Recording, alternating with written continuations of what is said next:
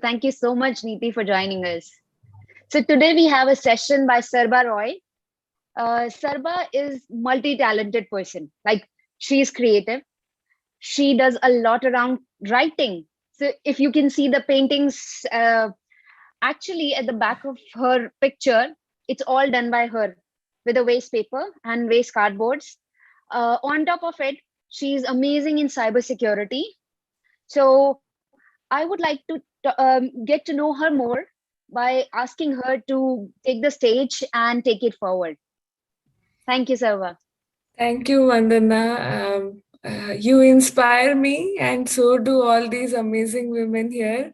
I believe in this philosophy of empower women, and InfoSec Girls just stands with this thought, and I'm really proud to be a part of it. I'm currently leading the Oregon chapter here in the US for InfoSec Girls, and I'm very, very, very passionate about mentoring, about cybersecurity, about building a curious, compassionate, and cyber smart world. And on that note, I would like to present today's session to all of you. And this is going to be a topic that I am very interested in. So I want to share that forward with all of you. So it's called Interactive Application Security Testing. And welcome to the session. So, um, so, interactive application security testing is all about enabling intelligent security assurance in the software development lifecycle. The word interactive is the key here, and as we go through today's presentation, we will find out why it is interactive. So, before we start today's presentation, I want to leave you all with this thought that DevSecOps presents endless possibilities on how security can be built into the SDLC seamlessly.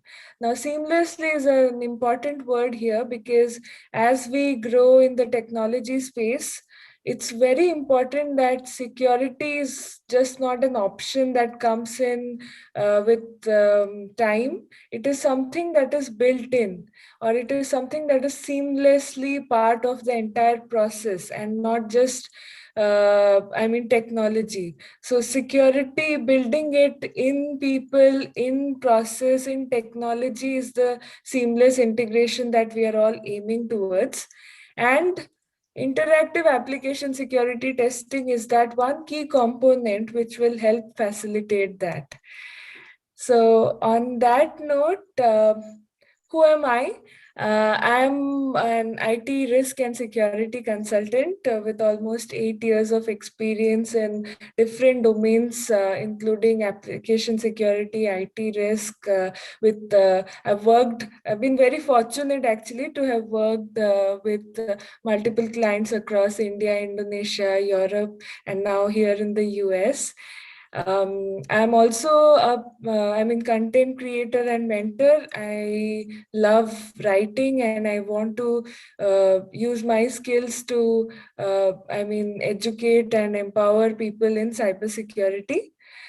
Quite recently, I also completed my CISSP certification.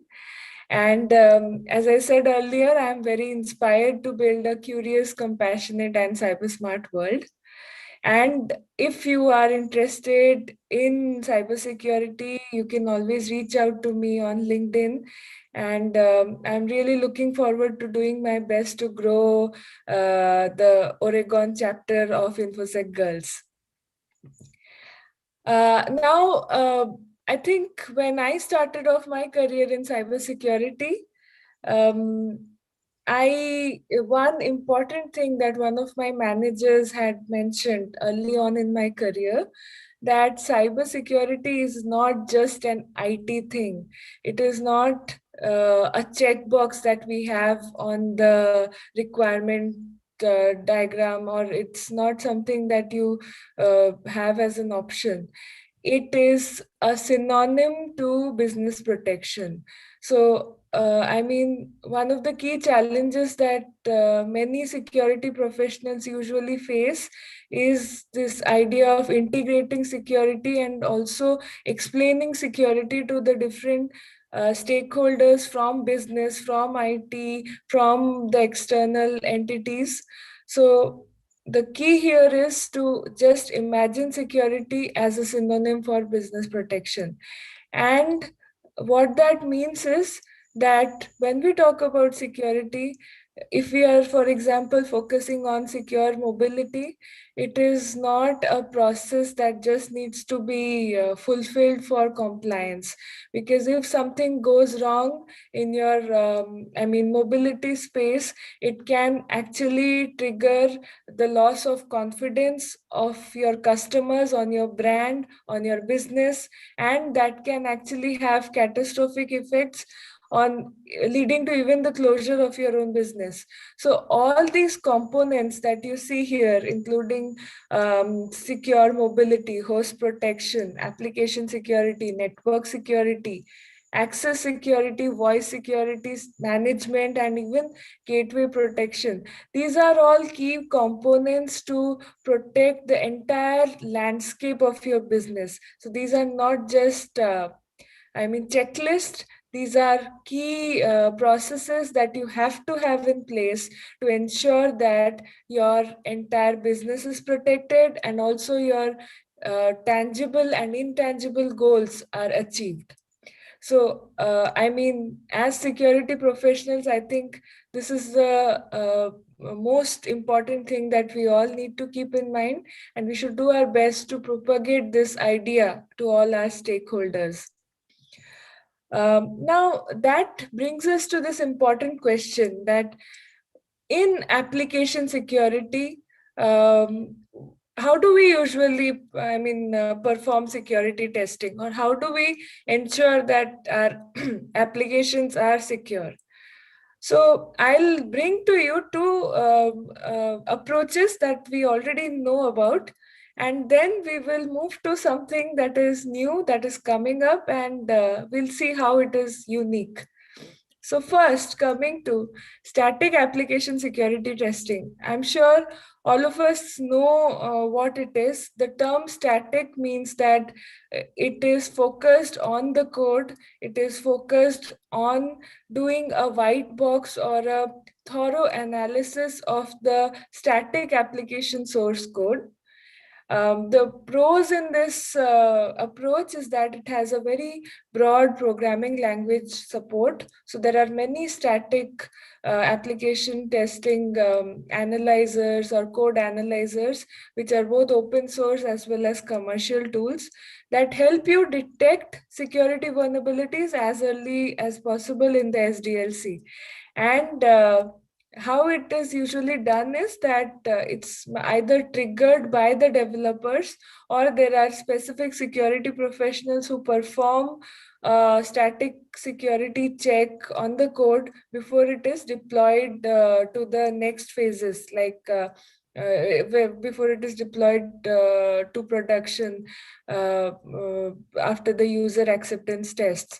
Now, the cons in this approach is that it's high number of false positives. Any one of you who has worked in this area especially must have known that whenever you have the report, there are many number of you have to actually run it through someone who can correlate and understand and eliminate the false positives.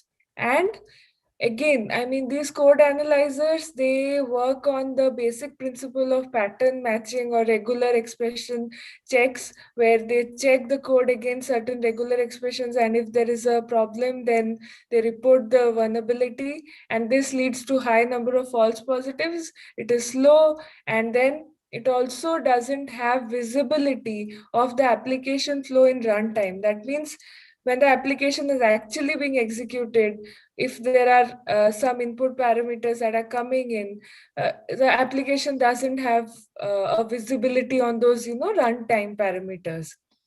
Now, we had a view about static application security testing. Let's see what dynamic application testing is. Now, the name itself, I think, rings a bell because it says dynamic. That means application scanners, they analyze the applications at runtime. And the best part is that there are no dependence on the underlying application technology or platform. So the methodologies that are usually used here is gray box or black box. So anyone with an understanding of the tool can actually use the tool to test the applications in different dimensions. You can do fuzz testing, you can do different kinds of checks on the application to manipulate the http request, to send them forward to the application to see how the application is responding. So it's a very good starting point actually to give you to get started on pen testing. And all these vulnerability scanners also, that the dynamic, which are dynamic in nature, so they give you a list of vulnerabilities that actually is a part of your initial pen test. When you're getting into the applications, when you're understanding what the application is, then you run a vulnerability scan. Then you find out, okay, these are these loopholes that I can exploit, and you go ahead with your penetration testing initiative. Now, the cons here is that you have to actually run a scanner, or you have to use these intercepting options, you have to use these fuzzing options to actually find out your flaws in the application. It is not on its own, it is not constantly testing your application. And then there is also insufficient coverage because the DAS tool does not have a visibility into the application code.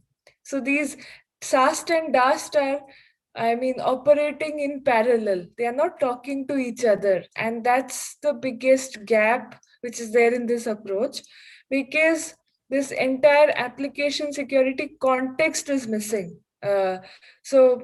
When there's a DAS tool, it finds a vulnerability, then you have to actually then go to the source code and find out, but then there are external libraries, then there are other components built in. And these two approaches are good. They have served us a lot through time.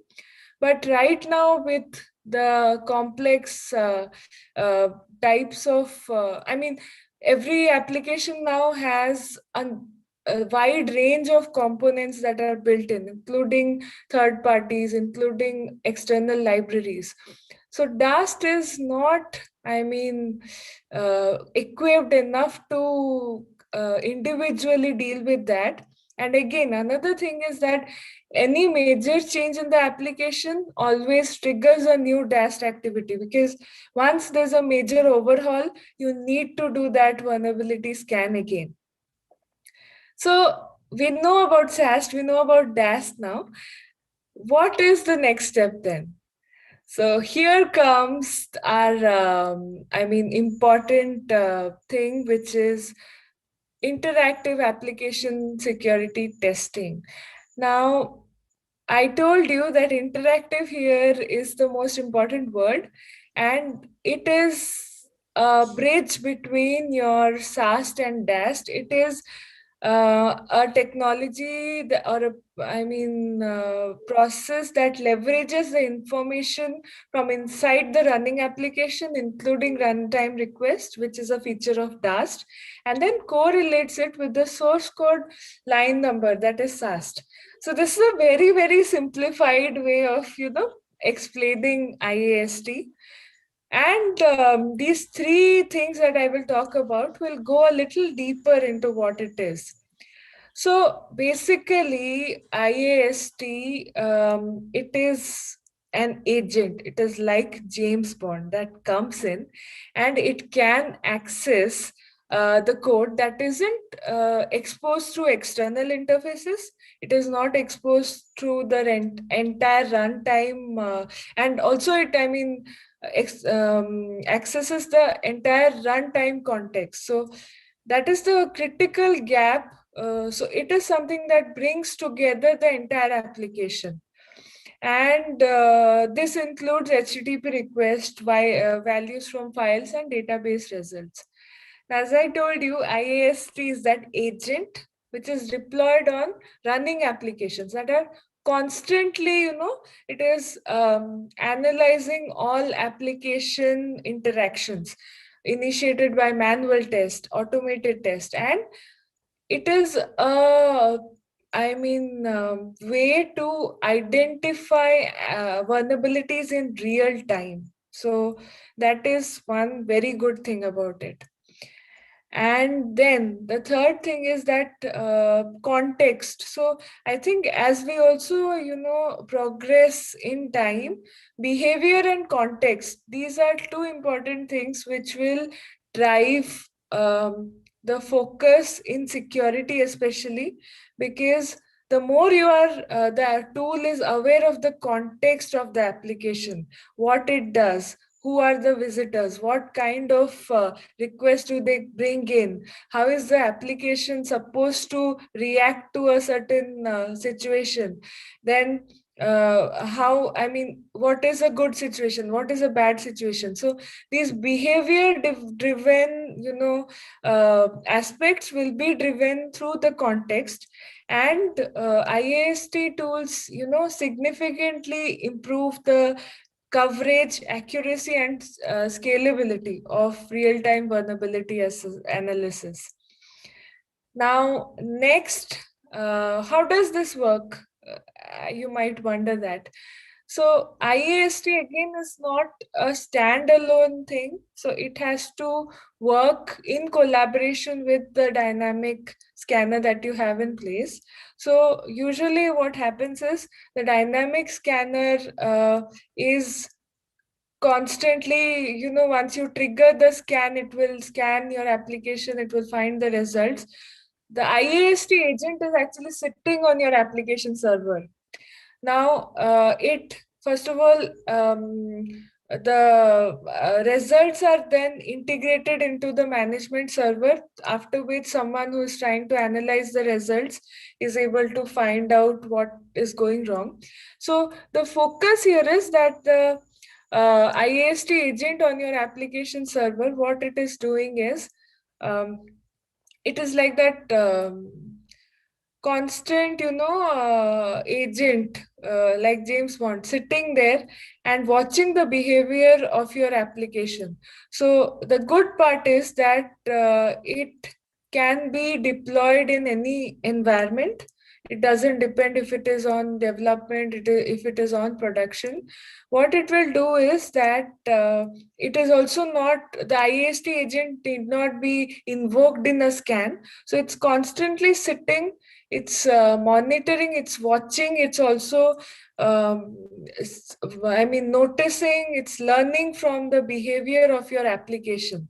So if there is how that is done is that it has passive sensors across the application stack, and including all the custom code and libraries which are on your application server. So these sensors are usually installed using the instrumentation APIs, which are available now for modern programming environments.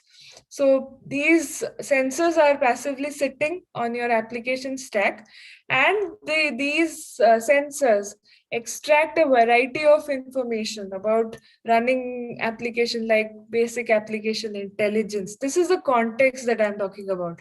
Lines of code, module count, control and data flow, runtime values. So it's something that's just watching all of that. It's bringing in the data, then it's intelligently trying to process and see what is the correct behavior of the application, where is it going wrong.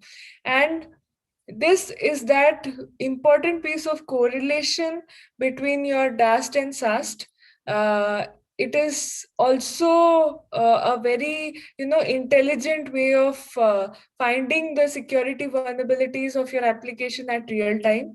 It can be used by developers, it can be used by and it doesn't need manual intervention 10 times to run a scan to find the results. So that is the beauty of IAST. And there are some common tools that are now available. There's a community edition called of Assess by Contrast Security, and I encourage you to go and explore that as well. Then there's NetSparker, Synopsis Seeker, and so on. So I would encourage you to maybe explore these options and see. The only factor is that there's additional cost involved here, and also sometimes the performance of your application is affected a little bit when you have the IAST agent. But I think the benefits outlie the cons here. So let's look at what are the key steps of IAST implementation in your SDLC. Now, firstly, it's very important to train your development and security teams on how to use IAST effectively and how to incorporate them in your development and deployment process. Very important. Wherever you are implementing something or wherever you're trying to build security in, start with training. So that's the golden rule.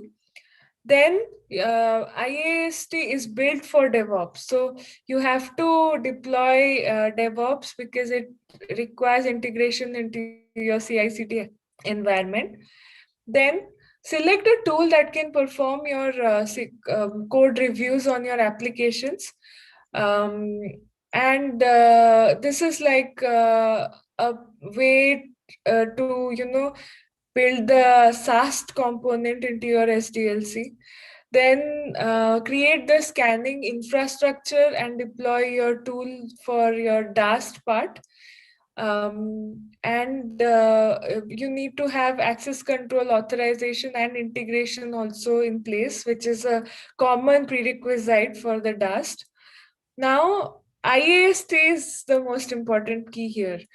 It is there are many tools available, and the best part is you can also customize it according to the needs of your organization, integrate it into your build environment, and then what it can do is the management part that I mentioned in my earlier slide is actually a way to create dashboards to understand the application behavior. It can also act as a way to see your scan results, and it can help you build your custom reports. And custom reports are again key here, because not every stakeholder in your organization will look at a report in the same way. The report that you create for your developers, for your people from your technical department, will be very different from how you will present it to your senior management or your business owners. So these kind of tools also help you customize the report for different stakeholders. You can prioritize and add applications based on risk rating. This is again a key part of the process. Each time, and I think this is something that I learned in my CISSP training as well, that whenever you're talking about securing applications, start with the risk assessment. Find out what is the risk rating and then adopt the approach accordingly. The last part is, I think, triage your scan results to remove false positives. But here again, this is not something that is a mandatory step, because depending on the IAST solution that you deploy, you may not have this step at all in play. I mean, this will be something that will be optional, because the IAST tool itself or the agent itself will help you eliminate a lot of false positives in real time. And again, I mean, since this is going to be very seamless, so this will help you build security as early as possible in your SDLC. Now, after this, let's see how IAST is an enabler for intelligent security assurance. Um Reduce false positives, because IAST has more access to that data. It can see the application in different perspectives. So that is why there are more accurate findings and there are less number of false positives. Custom rules for vulnerability coverage. So it allows you to define custom rules and you can personalize the threat coverage. So that is important here. Greater code coverage, because as I mentioned in my earlier slides, it also IAST agent has visibility on library and also on the framework overall, and it has greater code coverage because of that.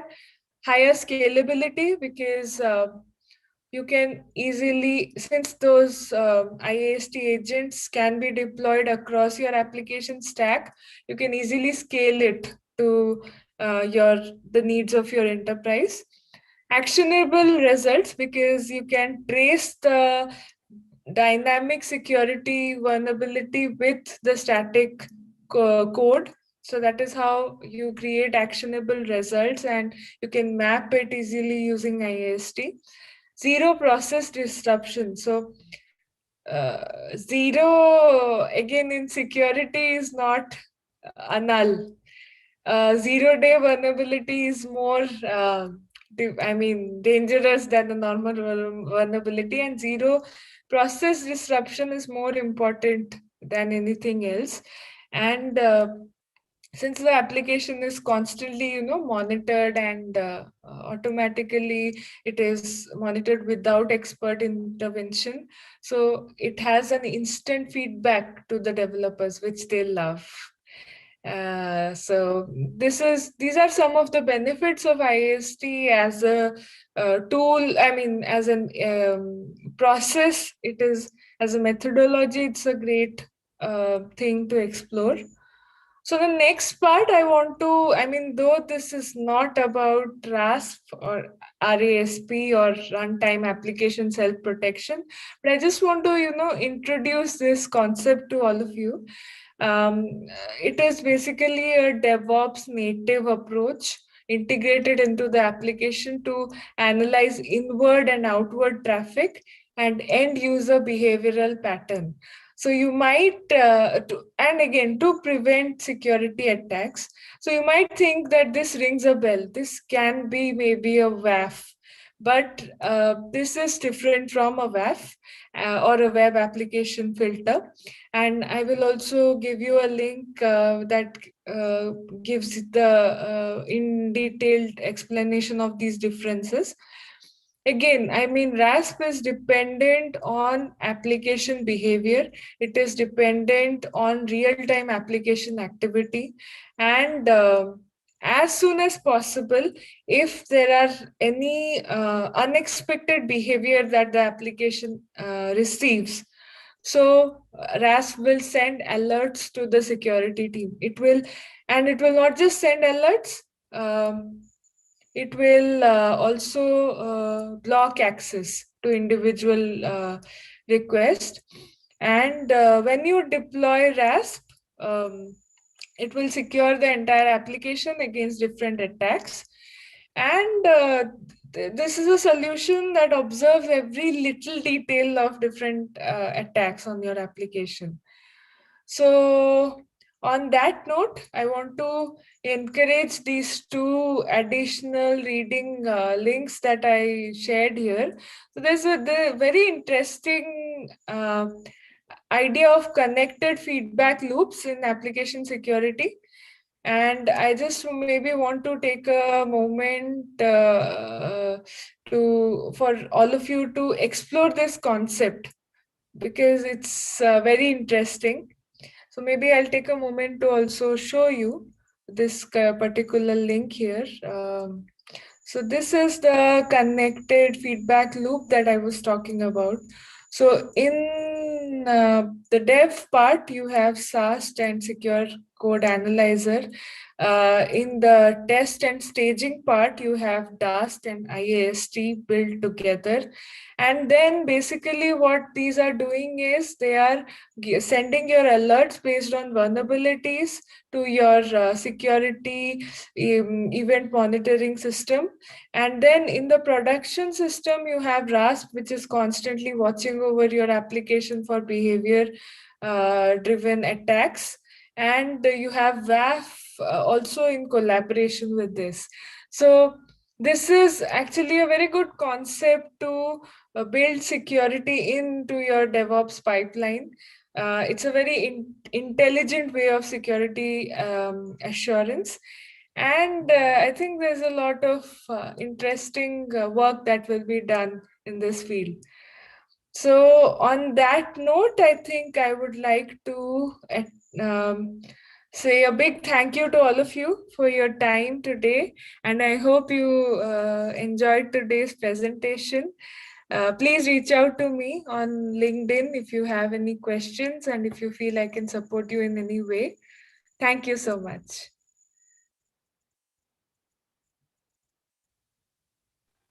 Thank you. Thank you. Thank you so much, Sarba. It was wonderful session. Thank you. It was Thank really you. insightful.